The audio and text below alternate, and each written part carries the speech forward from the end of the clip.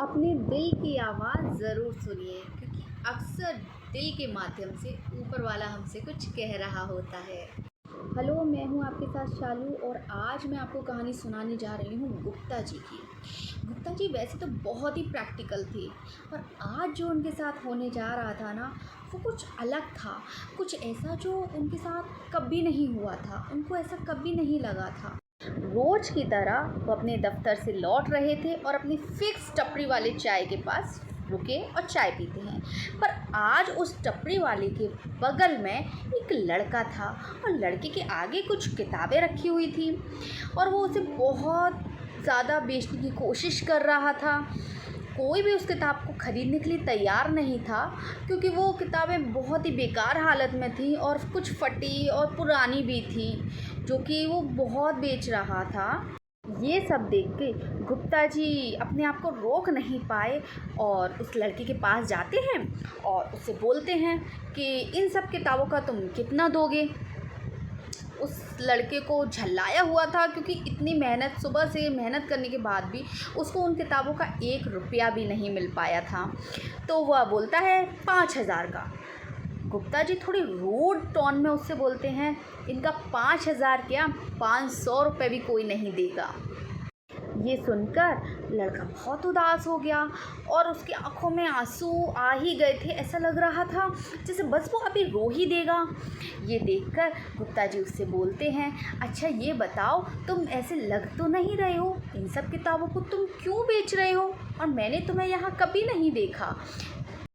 वो भरी हुई आवाज़ से बोलता है, मुझे 5,000 रुपये की बहुत ज़रूरत है क्योंकि मैं आगे पढ़ना चाहता हूँ और मुझे कॉलेज में जमा करने के लिए 5,000 रुपये चाहिए। मेरे पिताजी मज़दूरी करते हैं और मुझे स्कॉलरशिप भी मिल गई है, लेकिन फिर भी मुझे 5,000 रुपये की बहुत ज़्यादा ज़रूरत है क्योंकि अगर आज मैंने नहीं दिए तो शायद मैं आपको कुछ दिनों बाद किसी ठेले पे या कहीं होटल में आपको बर्तन साफ़ करता हुआ दिखूंगा और मैं आगे पढ़ना चाहता हूँ।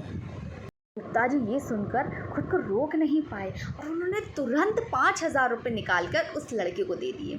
ये देखकर लड़के की आंखों में जो खुशी थी, जो चेहरे पे जो चमक आई, वो देखकर गुप्ता जी बहुत खुश हुए। लड़का तुरंत बोलता है कि मैं ये बुक आपकी गाड़ी में रखवा दूँ। गुप्ता जी बोलते हैं, नहीं नहीं, ये तुम अपने ही पास रखो। लड़का बोलता है, अच्छा मैं ये आपको पैसे ज़रूर वापस कर दूंगा, मैं आपका ये एहसान कभी नहीं भूलूंगा, आपने मुझे बहुत मेरी मदद कर दी है।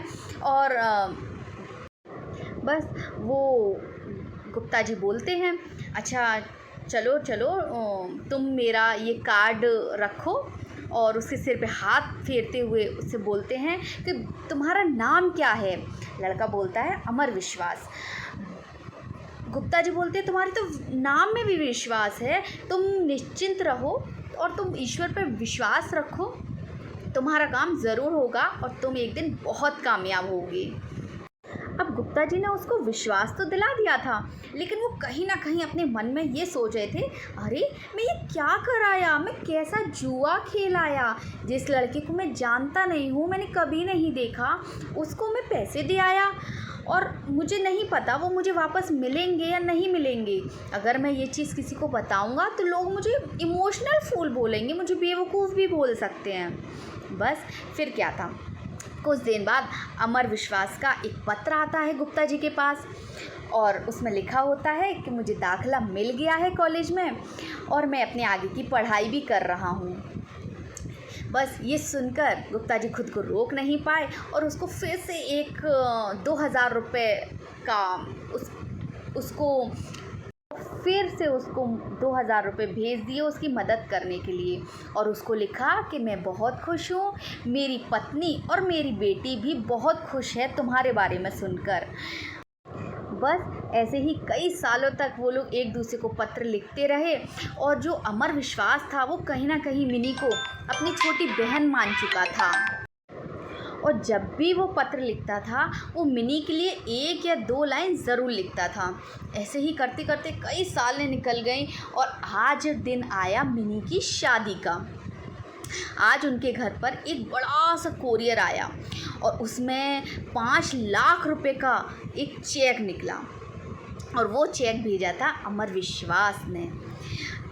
गुप्ता जी के घर के बाहर एक बड़ी सी गाड़ी आई और उस गाड़ी से कौन आता है? अमर विश्वास आता है और अपनी पत्नी और छोटे बच्चे को लेकर।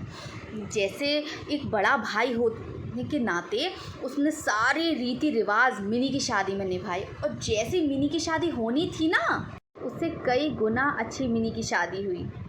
तब गुप्ता जी को महसूस हुआ कि मैंने अभी तक जो भी किया ना वो सब बेकार नहीं गया। मैं इमोशनल फूल नहीं बना। ना ही मैं तब इमोशनल फूल बना था जब मैंने पहली बार अमर विश्वास की मदद की थी, और ना ही मैंने कभी भी इमोशनल फूल बना मैंने जब उसकी मदद की।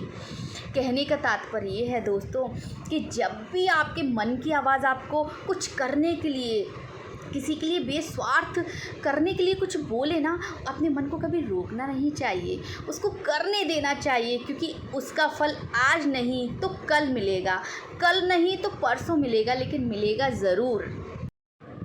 क्योंकि कहते हैं ना, ईश्वर के यहाँ देर है अंधेर नहीं। कई बार क्या होता है, आप लोगों के साथ भी हुआ होगा, हम किसी की मदद करना चाहते हैं पर कहीं ना कहीं हम खुद को रोक लेते हैं कि पता नहीं इसका हमको वापस मिलेगा या नहीं। तो मैं आपसे यही बोलूँगी कि अब जब भी आपके मन में ऐसा कुछ आए ना, आप बिना स्वार्थ के उनकी मदद ज़रूर करिएगा, और उससे जो उनको खुशी मिलेगी, आपको जो खुशी मिलेगी, उसका कोई मुकाबला नहीं होगा, क्योंकि ऐसी खुशी पैसों से भी नहीं खरीदी जाती। चलिए, आज मैं ये कहानी अपनी यहीं ख़त्म करती हूँ और मैं फिर एक नई कहानी के साथ मिलती हूँ आपसे। Bye bye, take care.